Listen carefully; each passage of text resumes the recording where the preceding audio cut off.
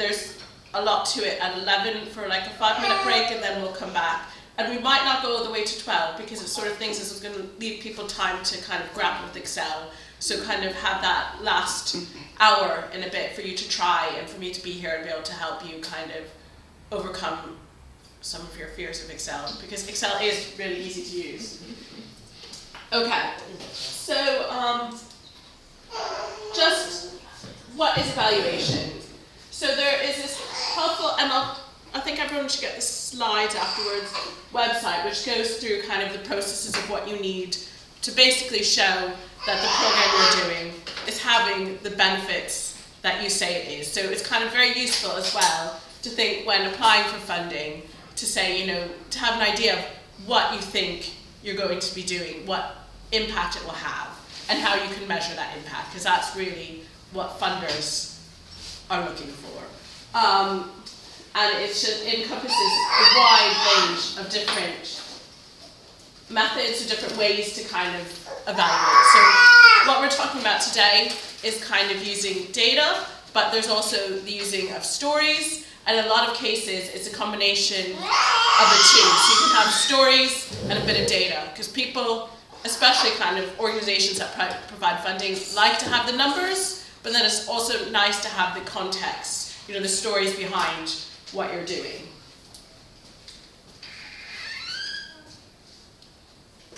Okay, so I guess how do we know what we're doing is working? So kind of, I guess, best practice comes from kind of the clinical world, and it's doing something called a randomized control trial. So that's where you have 2 groups of people, you randomly allocate one group to receive the policy and the other doesn't, and then you look at changes in outcome. And that works really well for things like drugs, because you can do that, it's very easy, and then you can say yes, that this drug makes a difference. But with a lot of kind of community groups and things like that, you can't really do that, and so it's not so straightforward. So we can't use the same methods, which are very easy, because you just say that if I do this, we can see this difference, and that's that. You might have a program, and then there'll be a change kind of in rules, and then you'll have to evaluate it to get further funding. So it might already be up and running, so it's kind of retrospective. You have to show what kind of benefit you've had. And as well, it might be unethical, unfeasible to assign people to not receive whatever you're offering.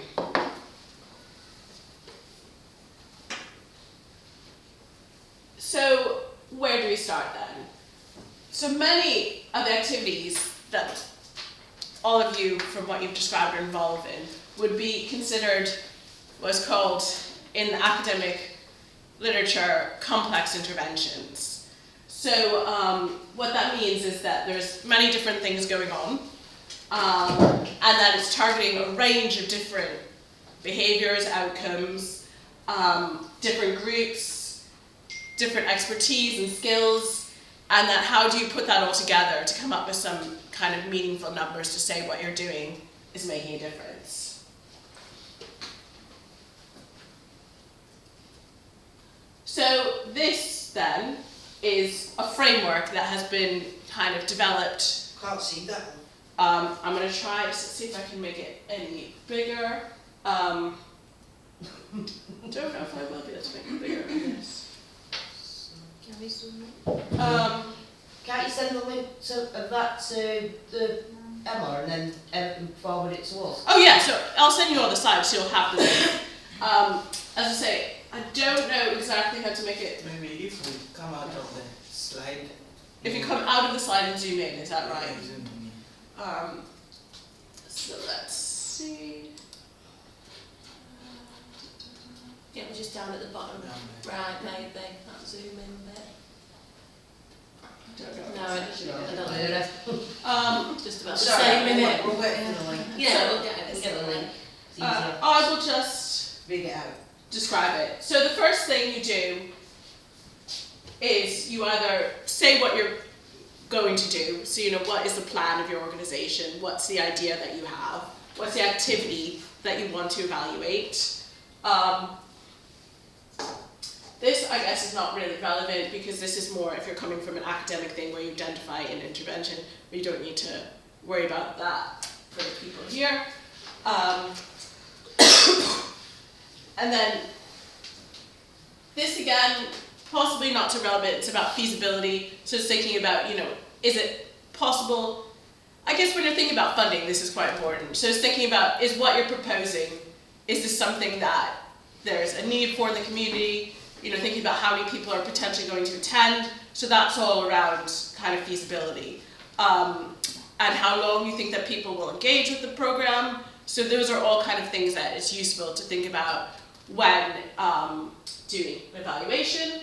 And so then there are the core elements. So that is about the context, so where you're running this, you know, kind of what motivated you to set it up, you know, what's the need in the community, as well as thinking about economic considerations, so the costs of running it and sustainability of how it will, you know, if this funding ends, what's the future of the program, because these are all things that you need to think about. Other things about uncertainties, so the sort of things as if it's going to be relying on volunteers to run programs. Are you sure, you know, that people will be willing to have enough volunteers? You know, is that going to be a potential problem? Is there any training needed for the volunteers? Who's going to offer that training? Is there a cost associated with that training? So those are all kind of things that you need to think about as well. And then implementation. So sort of you might have an idea and you get funding for it, but then in practice, does it work as you thought? You know, how are things different? How is that likely to impact on, I guess, how people use the service, how people feel about it, what happens to the people who engage with your activity? And then it's thinking about, depending on what you're doing, so all these things here, how can you show that it's making a difference? Sorry, it was just, so this is like the fun day now that Yeah, we're talking about. yeah. We're talking about setting up a fun day for the bullying. So I had Candace accounts, they came to visit us, didn't they, last week? So it's like saying, you know, how are we going to do it, how many people are going to need to run it, and making sure that it's not just a one-off for the children that are going through it, to make sure that it's got like a lasting, you know, how we're going to make it run forever, really. Yeah, keep it going, Yeah. Well, we'll Totally, manage with the volunteers.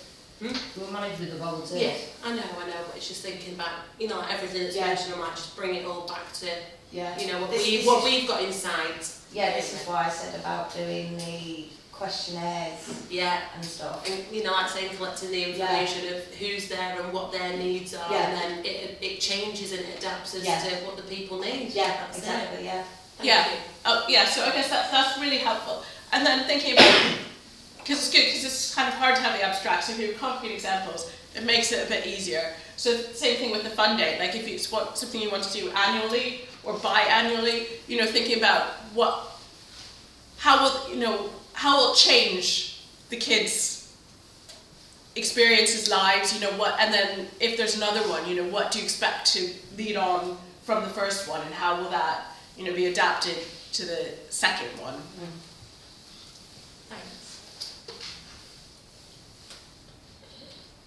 Okay, sorry, I can say that you won't be able to see this either, but again, it has the links, and I'm pretty sure if you can't access it paper, I tried to only use things that were open access, but sometimes it's hard because when you're on the university systems, you can just access it anyway. Yeah, we know.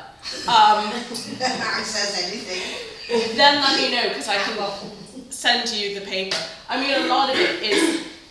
No, we love all the paperwork because we want to get this right and keep it going. Yeah, so I was going to say that some of it is just, it is quite technical, but I can... Yeah, it's alright, don't worry about us. Okay, so this is just saying the kind of around context and how you think about that in terms of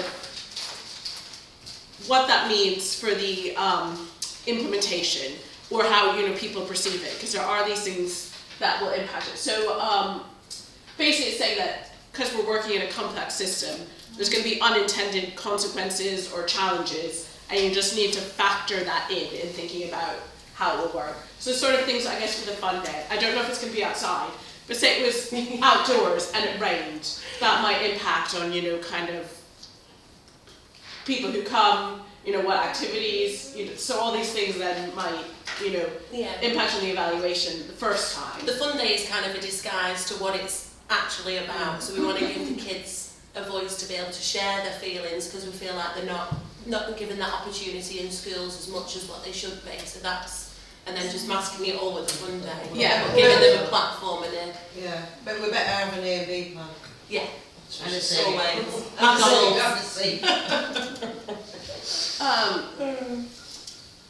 So sort of, this is just giving some examples. So this is saying that if you started, say, a youth group for kids who are deemed at risk, and then you got all these kids together in one room, which is good because they can talk about their problems and, you know, kind of work together because they have similar things. But then it also could lead to the fact that all these kids who are at risk are together, and that could lead to some unhelpful behaviours as well. Yeah, we normally get security.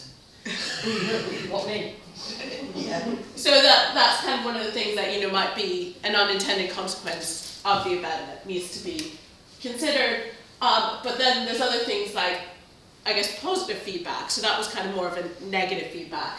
So sort of an example was when they had the introduction of the smoking ban in 2007, that because smoking was less visible, that led to decreases in smoking rates in young people on average, because it was just not, you know, I guess it changed sort of perceptions.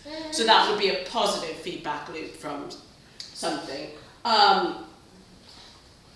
And then this is another one more, adaptation. So this is more, I guess, at a systems level, so maybe not so relevant. So it sort of things as if you banned, say, multi-buys on alcohol, but to overcome that, shops then discounted individual drinks, so it was the same. So it'd be sort of thing as getting around the legislation and what that means. Or then the other thing is around structural level factors. So it's saying that, you know, the example here is if you started alcohol's anonymous group for people with problem drinking, but then it doesn't address the kind of root causes of the problem drinking. So you might not have issues. So it might be helpful for some, but not helpful for all. If they have other things, you know, say around housing or, you know, mental health issues which aren't necessarily addressed by the program. So you might not see the impacts you want because of the fact that there's so many other factors feeding into this manifestation of the one behavior that you're trying to target with the group. And that's where, I guess, the difficulty with using data, because you can't necessarily see all those complexities. So that's where kind of thinking about how you can tell the stories, or, you know, other, at least write, you know, about some of these things when you're either applying for funding or saying, if you have funding, talking about the success of your program. So then that brings us to, again, this is quite important thinking about, particularly for applying for funding, is to have some sort of what's called program theory, but it's thinking about what you're doing, how it's supposed to make a difference effectively. So to have some sort of idea of why you think the activity you're planning is going to make a change. So that, and then you can say, yes, it did, or no, it didn't quite because of these things. But to have, so, you know, before you do it, to say, this is why we're doing this, and this is what impact we think it will have.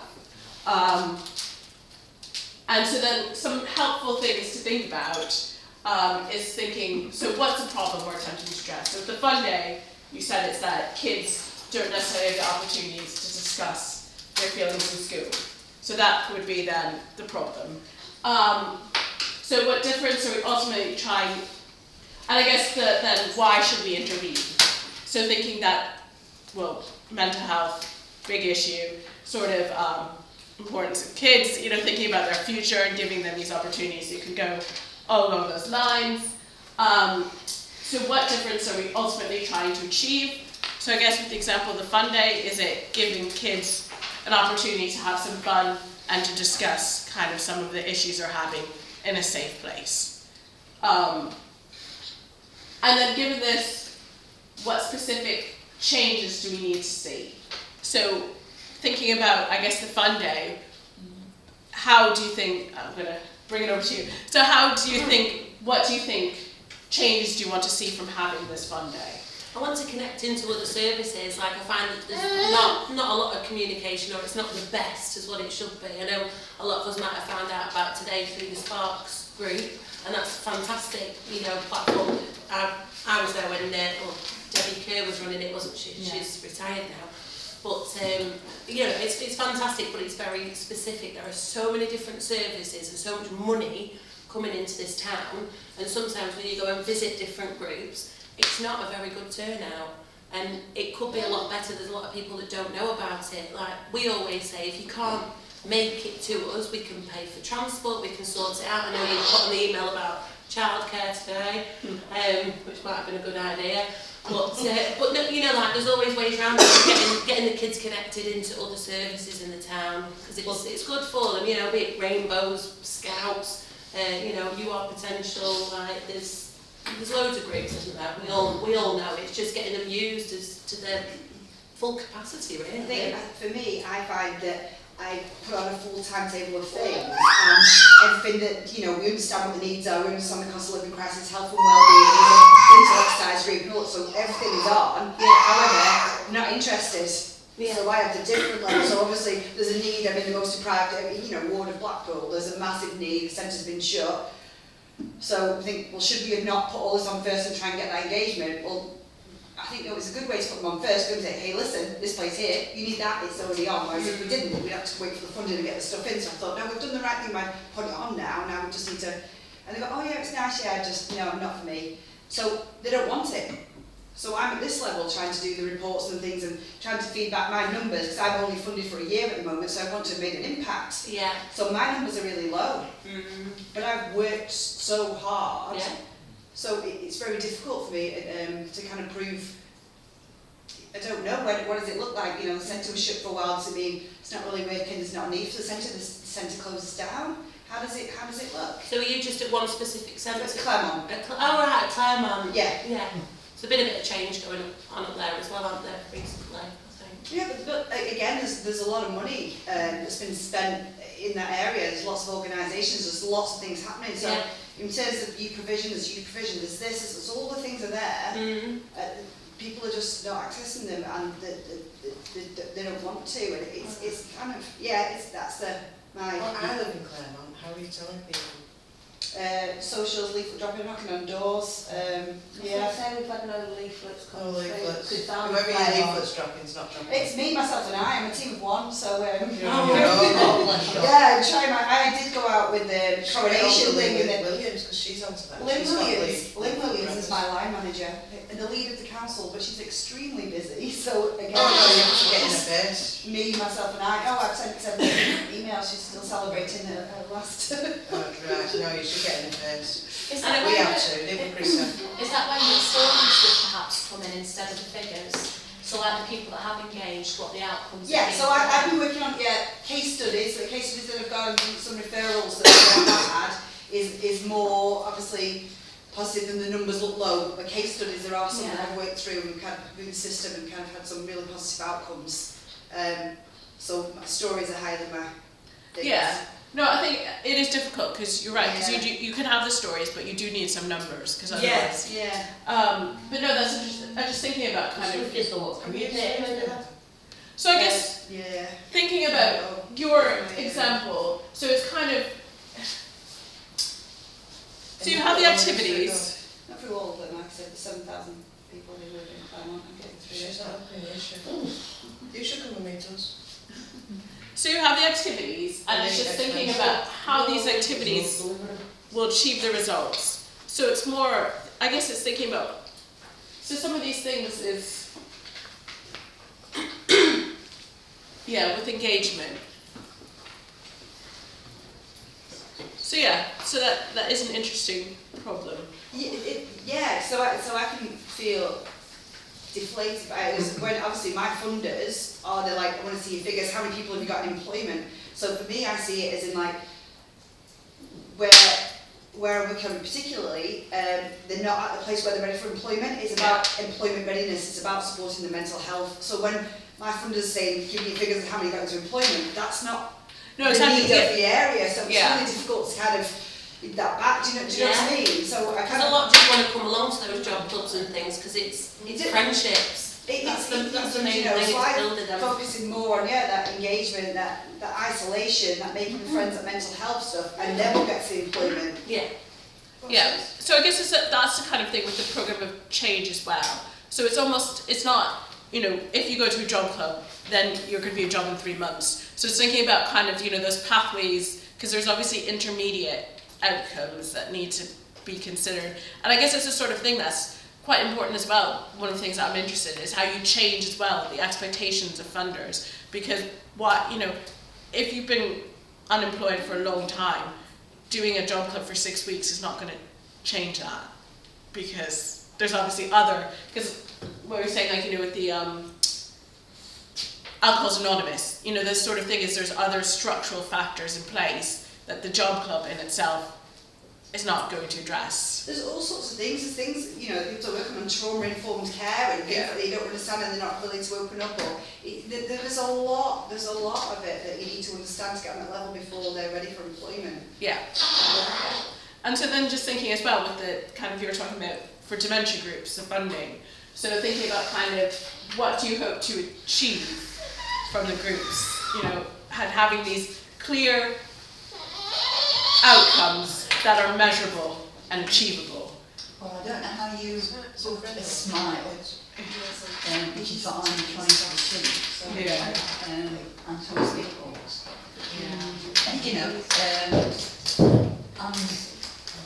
The only way I can promote us is for me to tell stories,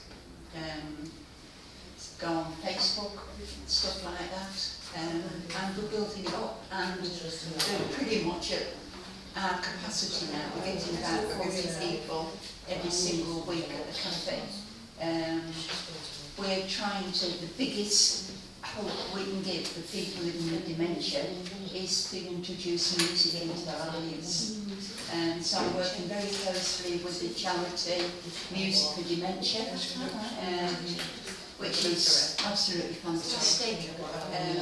I was going to say, I should talk to you after, because I'm doing for an evaluation of music for dementia programs. Oh, so I can talk to you about kind of what we have, rather than reinventing the wheel. We can give you some stuff, because it's evaluating a few in kind of Merseyside area with a student from Liverpool, but I can share that. That'd be good, because through the music we're attracting lots of different people. I've done the training with the Alzheimer's Society for singing for the brain groups, and that is absolutely magical.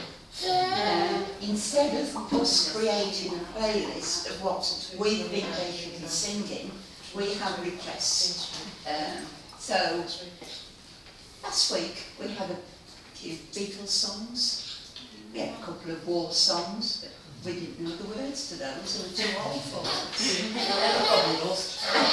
But we also had one gentleman wanted to sing a song from the Mikado.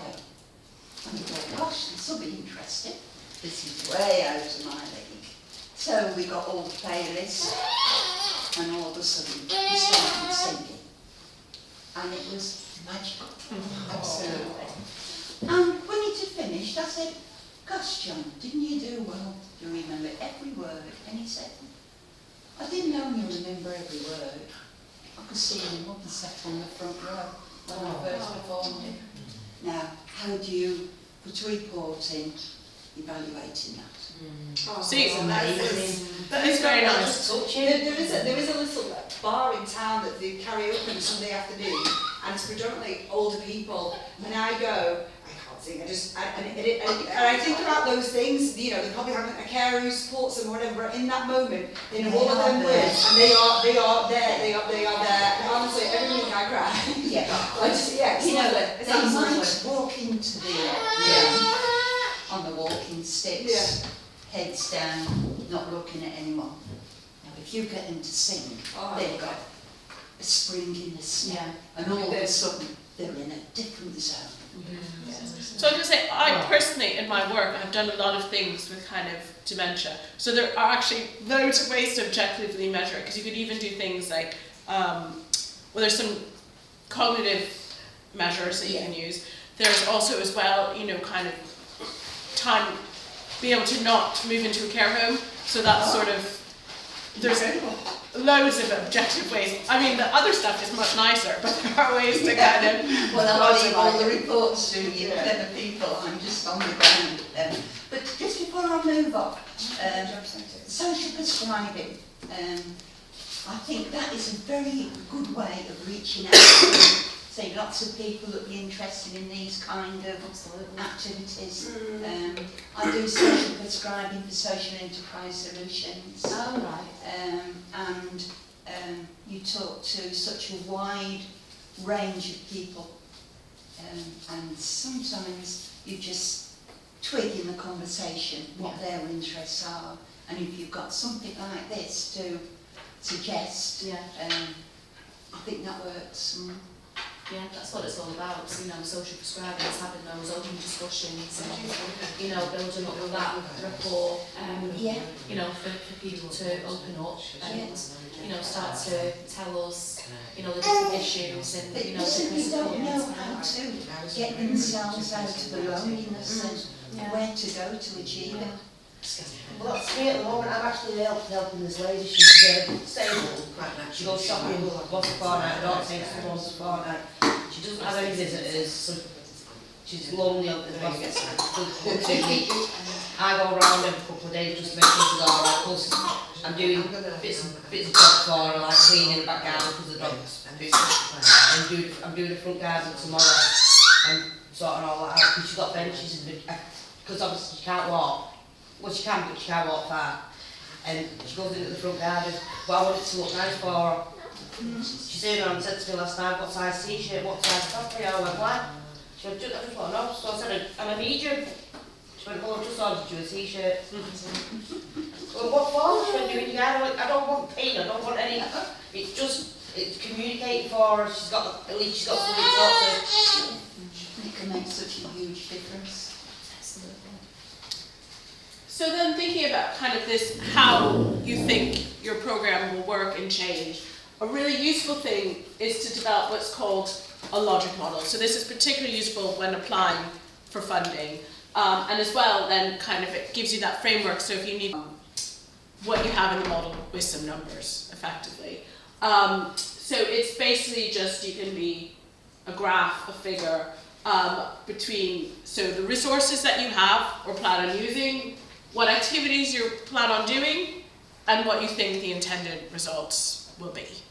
And these are based upon sort of, it doesn't have to be, you know, an academic theory, but kind of how you think the program will work, and who it's going to work with, and how. So a helpful way to think about it is kind of, if we do this, then this will happen. So kind of using, basically, if you have a vision of what you want to create, how you're going to get there. And that's kind of the if then. And the logic model helps you show that, to make it clear to everyone else how you can achieve your vision. And again, as I said, all the references, so these should all be kind of, that if you click on the link, you should be able to get them. Well, if you send them all away, she'll send them out anyway. Okay, and so these then are just some examples. So we have so the inputs are kind of the resources you have. So that would be sort of the people, you know, the levels of funding. The activities are what you are doing with that money. Then you have outcomes and impacts. So talk about in the next slide. So they're slightly different things, and not all of them will necessarily fit in the evaluation, but it helps you tell the story of the success of your program. And this is, again, you know, there's no set way of doing it, so it's just sort of different ways. So you can say the rationale, so that's, you know, the reason what you think will change. You can have that and that feeding in. And as well, the assumptions, that's a really important part. So you mentioned you do the programs, but lots of people don't attend. So you'd have to think about, you know, kind of the context of why people might be disengaged and what that means for when you develop this. So it's saying, you know, kind of, is it that they, you know, that there's so many other things. So it's hard to get that feedback to do that evaluation, isn't it? You know, when you go around and do leaflet drop, how many of those leaflets did someone pick up? How many went in the bin? How many read it and has kind of thought, yeah, I'm not interested. But if you don't know, how do you measure what works, what doesn't work? How many of, you know, they were following on social media, but it's not necessarily everybody in that area. How can you measure? It's just difficult to measure all those things, that what actually works and what doesn't. Yeah, so some of it could be, you know, when you're developing this, just have an idea that you can think about, you know, why people might not attend. So it could be using, you know, what you're doing now could be learning experience to inform, you know, when you apply for future funding, saying we had these issues, this is likely to be a problem, this is how we think we can overcome it if we have additional funding. But it's looking outside the box. We just need to do more consultations, just do more surveys. But in that ward in particular, they've had so many consultations, so many surveys over so many years, and been promised all sorts, and they've never had it. Yeah. So they've kind of lost that. So I don't want to come in and do another consultation. I'd more look at the old ones ago, when you asked for this in 1986. You know, we've got it now in the park. We do listen. I don't want to do another one, but Yeah. it seems the funders and everybody else wants these reports and wants this data and wants me to do consultations, where I just think they're fed up of them. Yeah. They actually want to see change. Well, so that's sort of one of the things that you could think about having, and it's saying, you know, that it's over-surveyed, over-consulted, Yeah. and that means that, you know, it also is a factor leading to this disengagement. Absolutely, that's where that comes. Yeah, definitely. But in that type of communication as well, about, because obviously 9 times out of 10, sorry, I'll say it blunt, 9 times out of 10 people don't listen. People don't want to communicate because there's issues like mental health issues, or the bullying, or the scared, or the insecure. Yeah. That's why people ain't communicating. This is an issue that we've got to overcome as well, where they can actually come to people and communicate. Yeah. I think what you're trying to say is that people in the Claremont area have been promised this, that and the other, and it just hasn't. Yeah. So basically they're like, well, what's the point? Because It's it's false promises, and I think that's what the What's problem is. Jimmy Park, 2019, what year away? Still not there, is it, that Jim? 2012. Oh, I was in COVID. I mean, I've only started in January, so it wasn't me, but COVID may have had some kind of things to do with that as well. Yeah. But we've been out of it. That's an issue as well, COVID. Yeah. Oh, we've got Obviously people have gone like, you've got to stay in, so people have started still staying in, Yeah. so they're not communicating anyway. Like I've got a neighbour downstairs, he only ever takes his dog out. And you've got a lot of people that walk with no phone. A lot of people haven't got like laptops, Yeah. things like Well, that. I phoned my Yeah, mates and that's they've gone out.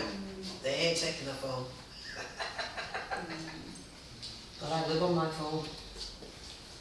So then thinking about kind of how you can measure some of these things. So outputs are more kind of tangible products. So for example, this is just one that if you made like a quilt. So if you got people together and they did some crafting. Patchwork.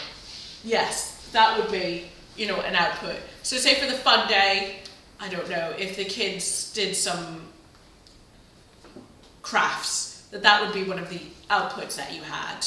Or, you know, for your community organizations, I don't know, if people made something, then that would be kind of an output. The singing one, if they put on a show, that would be an output.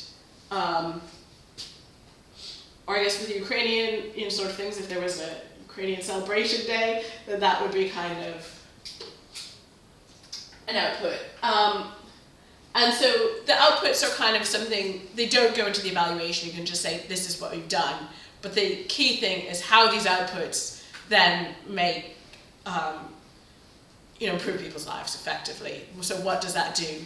Making this quilt, you know, kind of attending this event, how does that make them feel, and how do they take that then into next. So I guess that's kind of, as well with the social prescribing, the same sort of thing, that you might be doing something like gardening, have some courgettes, but you know, the kind of then, how does that then lead on to other aspects of your life?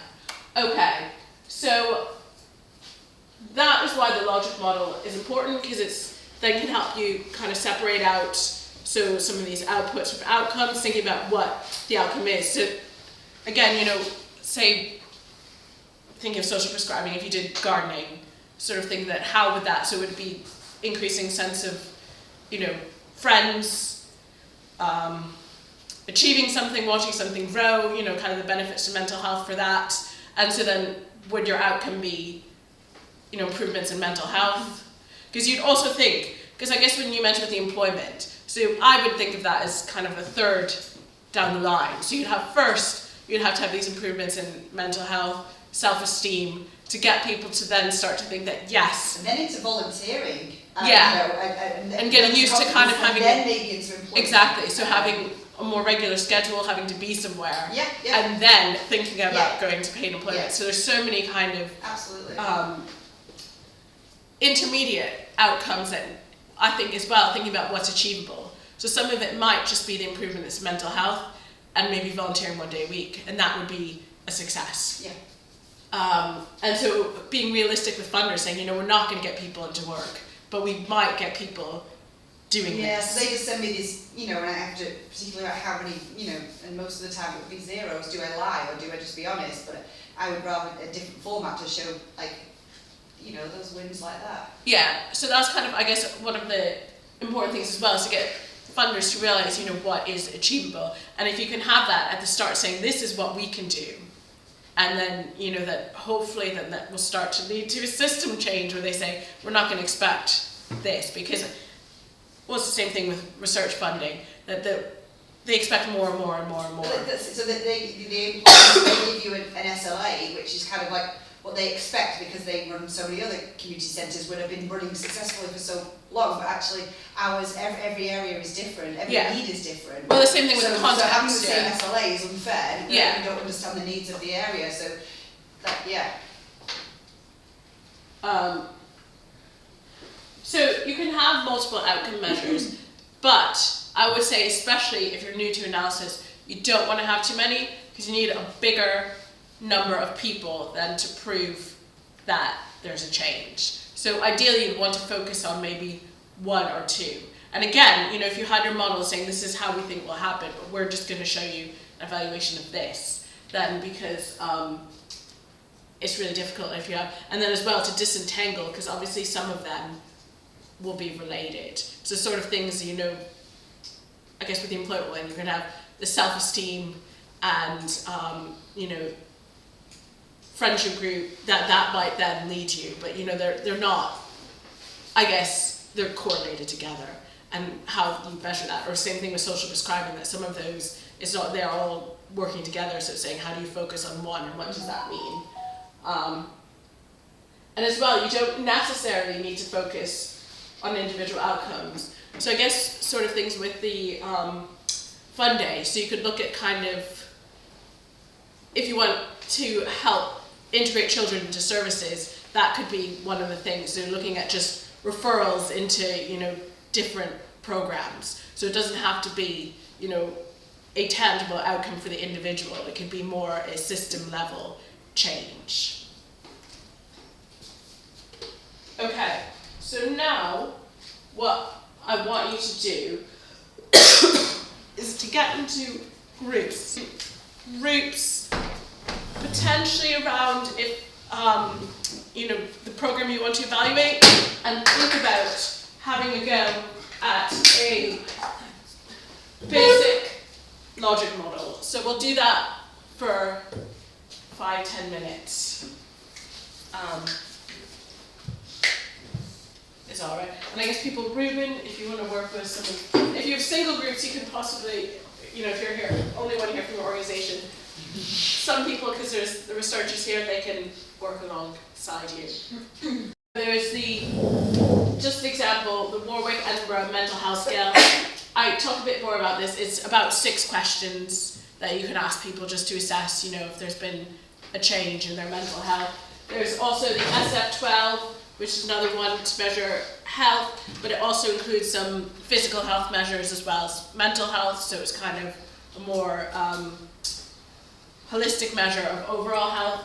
And then if you're doing any economic evaluation stuff, there's the EQ5D, which is another thing that asks people about kind of dressing, anxiety, mobility. So it depends on what you're doing, what measure you might want to use. But I was going to say, so you also don't have to think about it if you have an idea. So say if you're looking at mental health or kind of things, for dementia, there's loads and loads and loads of validated measures around cognition, to just use something that already exists, because then it makes it clear that what you've done has had an impact. So then thinking about data, so this group over here was talking about when and how to collect data. So the thing to think about is how many people are taking part. So, you know, if you need to print surveys, how many do you need to have? Do you have any of the data? Because it's always, I guess the thing is you want to collect as least amount of information from people as you can. So you can, if you can infer any other information, take it rather than asking people, because you want to limit the burden of people filling out loads and loads and loads of surveys. And how's the best way to collect data? Because those sort of things is you don't necessarily need to give people surveys, especially if you're working people with dementia or children. You know, sometimes you can't really ask your child to fill out an in-depth survey. So it might be saying something, you know, you can just ask them a few questions and then fill it out. So just make sure you have enough people and resources to be able to do that. And then thinking, how often do you need to collect data? Because that goes back to the importance of the logic model. So when do you expect to see change? So always, always, always, you should collect data at the start, or as close to the start as possible, to have a baseline measurement. And then you want to collect it depending on when you think there'll be changes. So, you know, would it make sense to do it 3 months, 6 months, 9 months? You know, at the end of an event, would you expect that to be an epiphany moment? So sort of the fun day, it wouldn't make sense. How would you find these people to do it, you know, 3 months later? You'd want to do it immediately after. But then for things like social prescribing or the singing group, then you might not want to do it after the event, because you'd think that would be after you go a number of times where you'd expect to change. You wouldn't expect it necessarily straight away. And then thinking, this is just a bit more technical for when you have the data. So what kind of data are you collecting?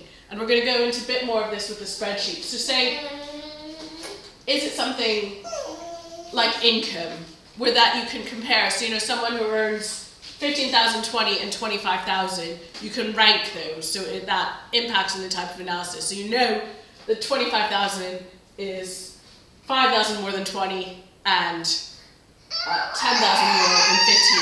So it's easy then to kind of think about interpretation in any analysis you do, because it's quite straightforward. So for example, things like age, height, weight, those are all, you kind of can interpret them as one bit is this about bigger than another bit. So like a 30-year-old is twice as old as a 15-year-old, so that's very easy to think about how you interpret that. But in a lot of cases, what you might want to have are things that are called categorical, nominal, variables which don't have that quantitative interpretation. So say you wanted to look at gender, ethnicity, that you can't, you know, you can't compare different ethnicities and give them numbers. So they sort of things is, so how do you use that in the data? Which I'm going to show you how to do it, and I will send everyone the Excel spreadsheet. So the nice thing about Excel is once you have it, you can just cut and paste the formulas. So you'll have them, so you can use them. But then some things like, you know, gender and ethnicity, it's not ordered. There's no kind of way to rank them. But then other things that you might not have. So like if you're looking at educational attainment, you can rank them because you know that sort of degree requires more time in education than A-levels or GCSE, but that you can't say compare between them and give them, so you can't say GCSE is like, or for 2 more years. You know, there's no quantitative interpretation, but they can be rent. So you also have to think about that in terms of what data you're collecting and how you use it. Does that make sense to everyone? Because that is probably the most complicated thing that we're talking about. Okay. So that's like what schools they go to, and then the age groups as well, whether it be Yeah. Yeah. So you know what years Yeah. you've targeted from from the day, and then we Yeah. get the rest of the schools that haven't been. Exactly. So this sort of thing, with that example, you'd have the years of school, which would be ranked, but you can't compare between them meaningfully. So then thinking about some tools for data collection. So it depends. There's obviously, you can do paper questionnaires,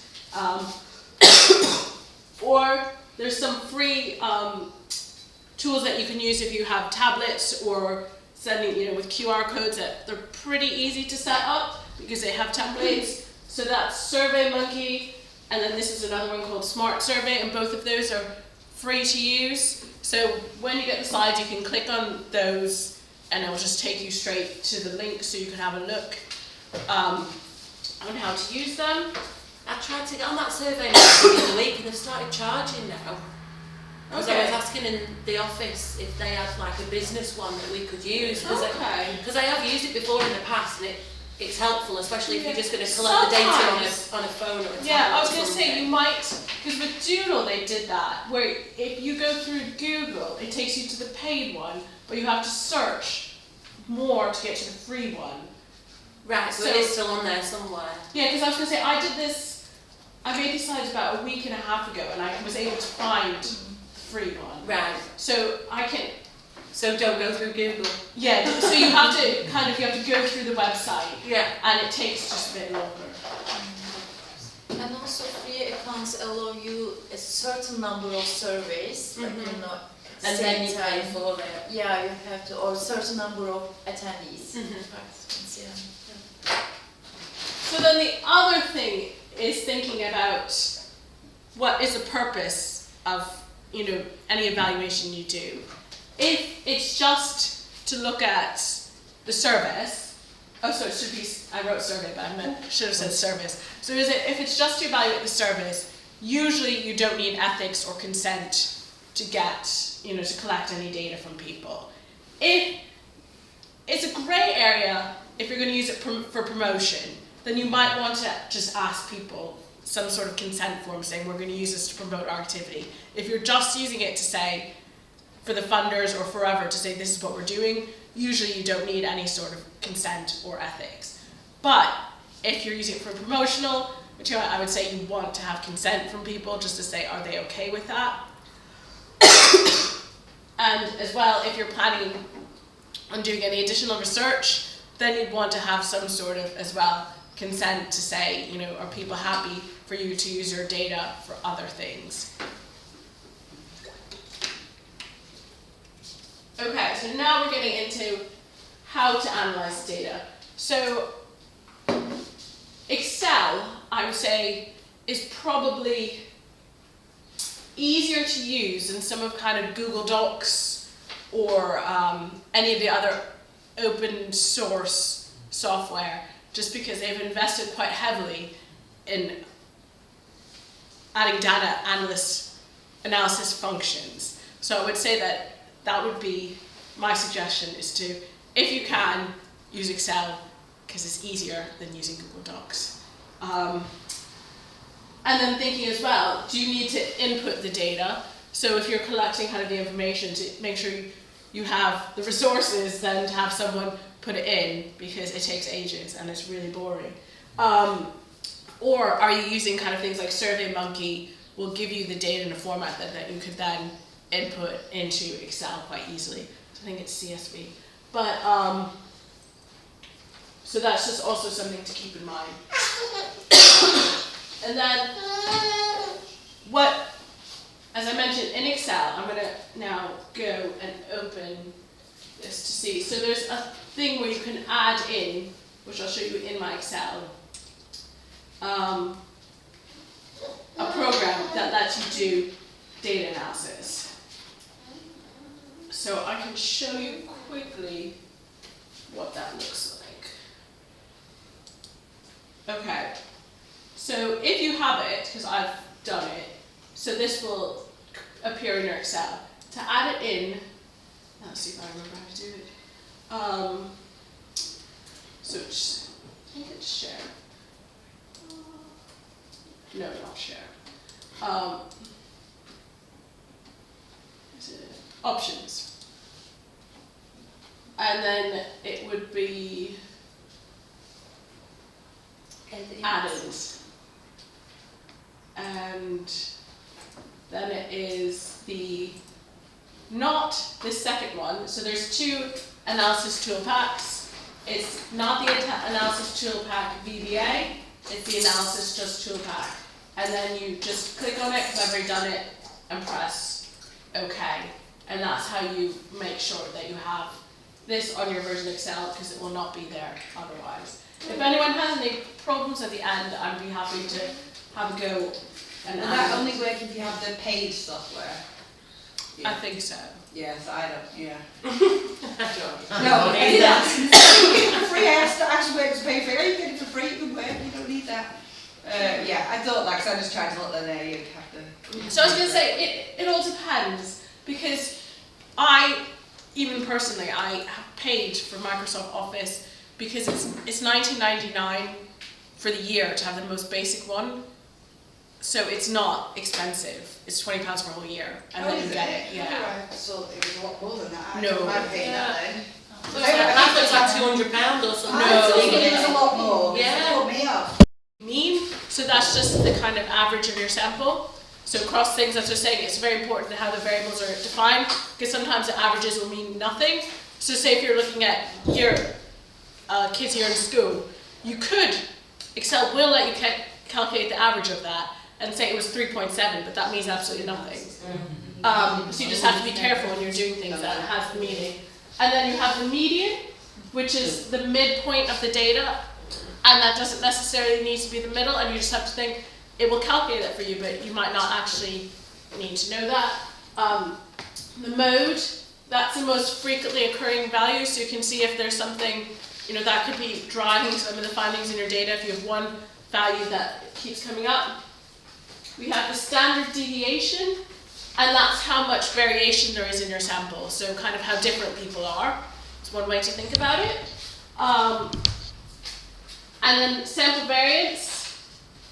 Oh, I guess the standard deviation, because the sample variance is how different people are. The standard deviation is how different someone is from the mean value.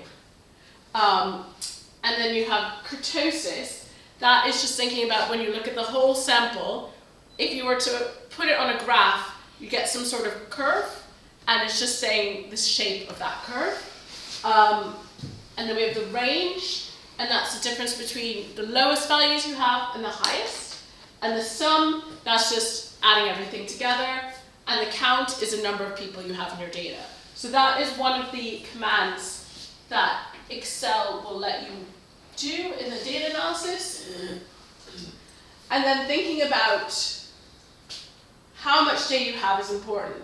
So the number of people will dictate what is feasible to do. So the basic rule of thumb is that you need at least 30 people to do kind of any more complicated analysis. So that's kind of looking at trends, associations, anything like that, you need 30. Anything less than that, then you really shouldn't be doing that, because the sample's too small, it might be driven by a few points of data. And as well, depending, which is really important thinking about when you collect data, how you ask people questions will determine what you can do. So is it something that's a continuous scale, like if you just ask people age, rather than asking about age categories, that will influence the type of analysis. If you're asking things about categories though, you need larger sample sizes than if you're just asking kind of continuous variables, because of the nature of the type of things that you can do. Okay. So, in many cases, cases when you're collecting data, especially if you have just surveys and you input into Excel, like say you ask people, the kids, what school they came from, and so they'd say a name. Then you could input that into Excel, but you'd need to change it to do any analysis with that. And now I will show you how to do that. And as I say, I will send you all these things, which has a code, so you can do that yourself. And then we'll come back to that. Okay, so I just completely made up various things. So in my mind, I was thinking of a social prescribing service where people were referred from various things suffering from poor mental health. But again, as I say, this is all completely made up data. But so things that you're collecting would be, these would be collected at the start. So we have the age, gender, asking if the person lived alone, if they're referred from any other service, and then we'll get to this in a moment. This was just thinking if they collected the mental health score using the Warwick-Edinburgh scale at the start of when they started this service. Oh, I was going to add another line to this. I think I didn't save it. I was also going to add in if they attended every appointment, but I haven't done that. Or if I did, I didn't save it. So then we have this at 6 months, and then I was just having a quick go. So in the analysis, the gender here, you just see it says male, male, female. So you could then change that to be used for analysis using this type of code. I don't know how much detail you want to go. It's basically a conditional statement. So you basically say if it says male in the data set, then it changes it to a 1, so that's how you know. And then if it doesn't say male, in this case, it changes it to a 0, so that's for female. And and it can be quite finicky in terms of if you click on boxes. So then what you can do... I get scared. What's happened? Yeah. So then once this formula is there, you can input it down the whole way. Do you see it just takes it from there? So you can just do... Now this is not going to work either.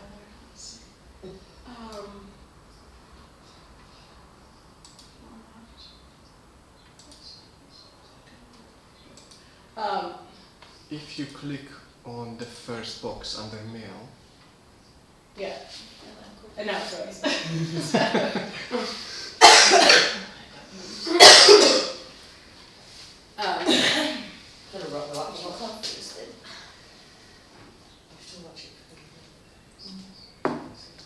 So it is actually relatively easy to use. I'm so we believe you.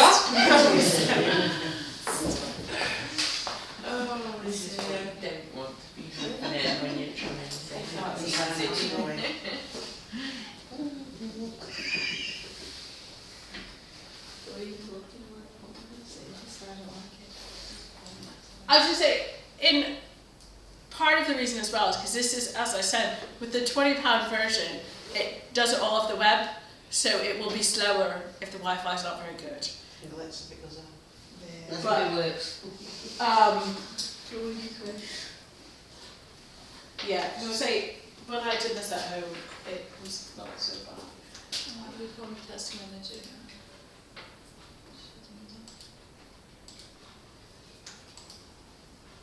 And then just restart it.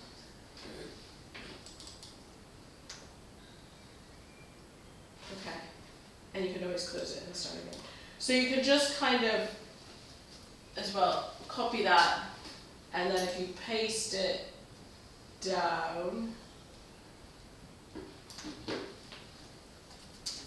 it should then just copy the formula, which is what makes it nice and easy, which I had been trying to do, but I didn't do it. So once you do the formula in one cell, then you can just easily apply that same formula. Down, and the same thing which you can do. I wasn't going to do it, but I was going to let everyone have a go, because as I say, you could do the same thing for lives alone, and referred from other service. And then here, so what we had is the mental health score, and just to give you some context around that. So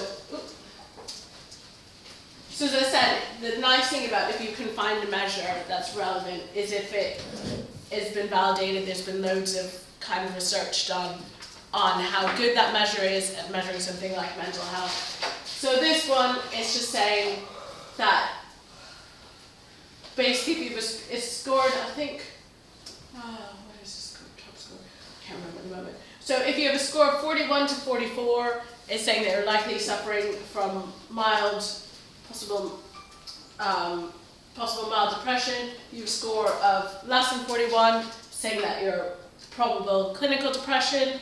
So then you can also look at these scores. So you can see that most of these people are suffering from clinical depression, and what you can do is then you can look at their score 6 months, and you can see. I would suggest first eyeballing the data so you can look at to see kind of does it look like it's changed. So here you can see that yes, for a lot of people. And I guess another thing you can do if you have the data, to eyeball the data, is you could look at kind of other characteristics. So for example, is your service as effective for people who are living alone, more effective for people living alone compared to people who aren't? As well, is it more effective or less effective for people who are referred from other services, and how people engage with it? So these are all kind of things that can help you tell the story of, one, either why it works, or two, why it might not have worked, depending on, kind of all these contextual factors that might have influenced. My thing is, yeah, kind of too many headings, but too many things, and then Excel sheet just looks like, I struggle to kind of collate it into boxes, you know what I mean? So I guess the kind of thing is, I would suggest, is then breaking it down possibly into smaller worksheets. That, thinking, because yes, they can be huge, and then, like it froze earlier, it freezes loads. The bigger you have it, the boards can run, kind of.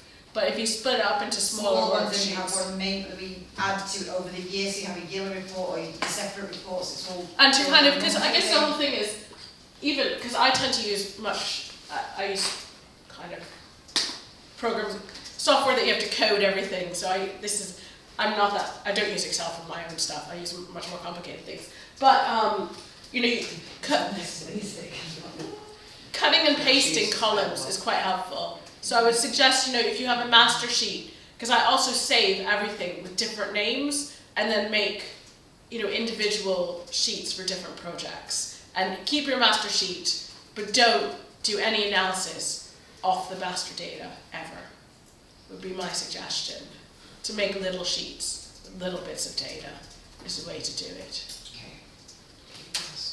And so then with the analyzed package, so there, if we look at this, it comes up with, you can ask questions. So this is why I think this is pretty cool and easy to use. So you can say, like, questions, how many lives alone are there? So you can see how many people live alone. So if we look at that, it tells you that out of the 30 people in this data, 18 of them live alone. So in that way, I think it's nice and more intuitive than other kind of software packages where, it can guide you to answer some useful questions. And it is loads more user-friendly, because I did use Excel, like in 2004, 2005 for evaluation. It was much harder.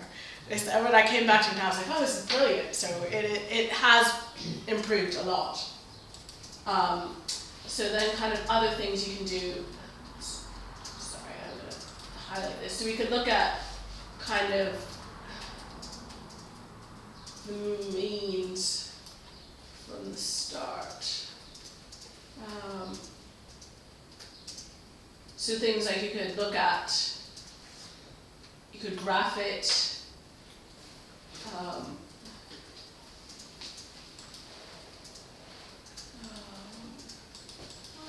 Where is that not coming up now? So you when I looked at it. Help. So you can look kind of put in things and see if this works.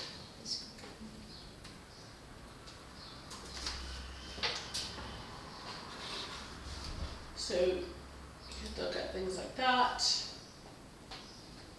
Insert tables. So you can kind of do nice things without having to kind of have some of the mathematical understanding here. No, close not. No. And then come back to your sheet.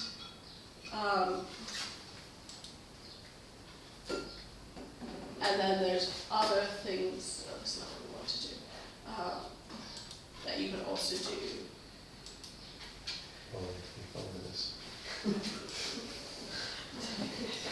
I'm surprised that it doesn't give you an option for descriptive I was saying, statistics. it was there last time and now I can't find it.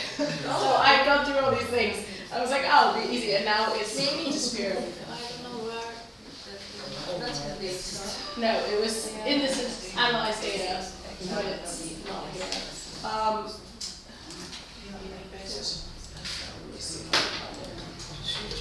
don't know whether I've got them.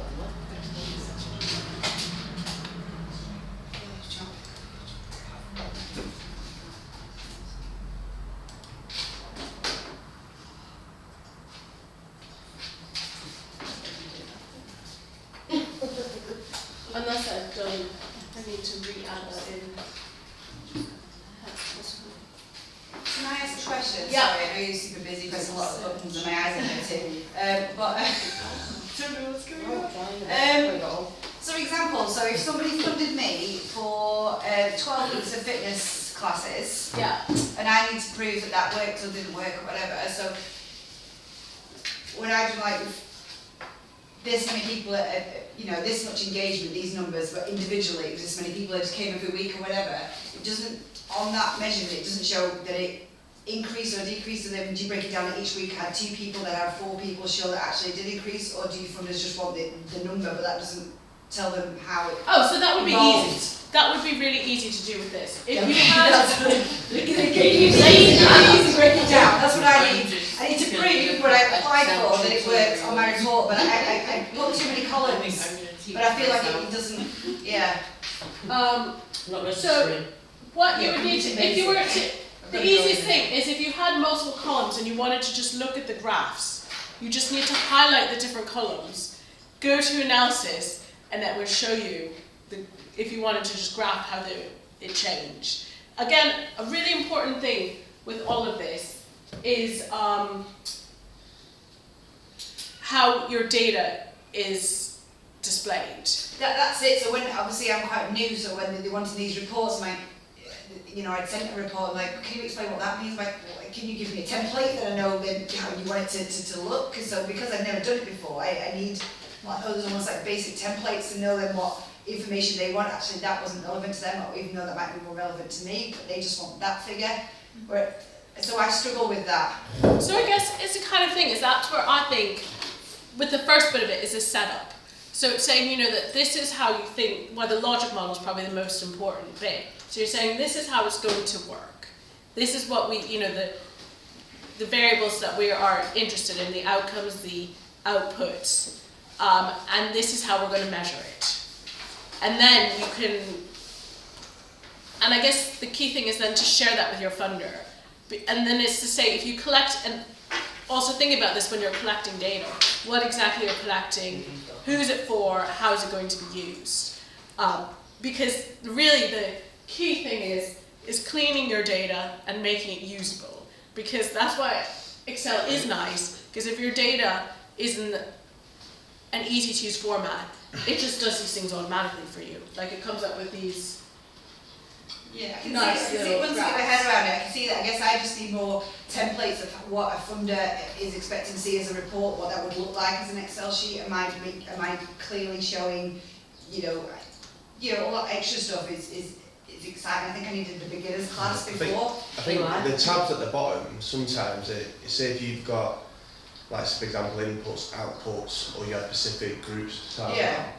what I do sometimes when I use the tabs at the bottom Okay. to break it down. So, for example, it says sheet 1, I might put inputs on that. So Oh yeah, so that's just like making many yeah, sheets. so then in the next tab I might put outputs. Okay. Or for example, you mentioned an exercise class and you might have a social activity. You can use the tabs and so it just looks tidier. Heading. So Yeah, if I think that's it. Mine yeah. would just look messy and it just needs Yeah. to Yeah, so that's what I was going to say. I would have ones. multiple sheets. So you have a master data But sheet. then I'm lost when I try and put my go, I don't what's it's all this one. Yeah. It just Yeah. looks untidy. Well, yeah. Like, Yeah. If you looked at mine, Yeah. you know what's going on because it works for me. I can break it down into tabs and stuff. But for Yeah, these guys, I- they'll probably yeah. look at that and go, what's that? But it's whatever works for you as well. Yeah, Yeah. use this a bit, yeah. Because I was going to say, it is really, the whole thing is to have things clearly labelled. And good practice, I would say as well, is to keep notes of what you've done so that you can then go back. So, because if you go back and do things once a month, you're going to forget from month to month how you did it, or if you do things half a year. So, once you've done it correctly once, then to go and write down exactly what you've done. And as I said, if if they're asking for things like, what was the thing you said about physical activity? Yeah, so yeah, like kind of exercise, kind of physical activity ones and employment and things like that.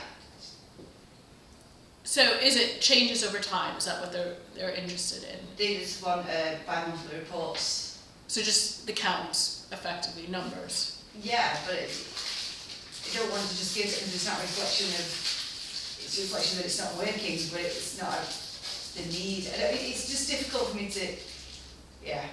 So I guess, because that's what the sort of thing is, if you have the logic model where you have these things and you say that these are ultimate, because I guess it's managing expectations around what's realistic by being very clear, possibly from the outset, of why people wouldn't be in employment, in 3 months. So saying that, and if you can spell that out within a model, put in the numbers that you have attending, how often they attended, have some of these other statistics to start looking at and explain it, then that's really the best you can do, because But when I'm just saying stuff like that, it doesn't explain, yeah. It just looks if you're like just giving it's them a not count working. of numbers, then no, that's not gonna. Yeah.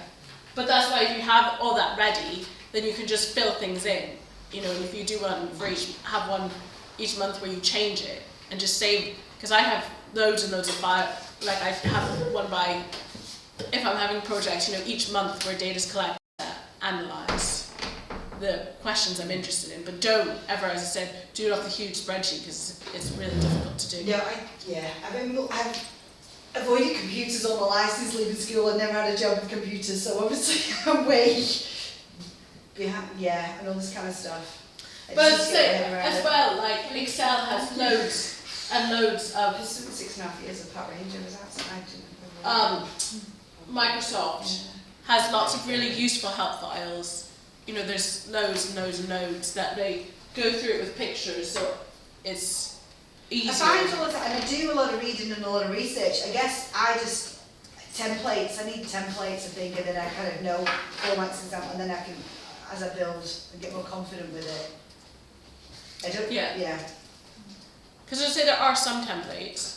The sort of thing, it's almost one of those things you need someone to sit down with you and create a I template really that do, works for you.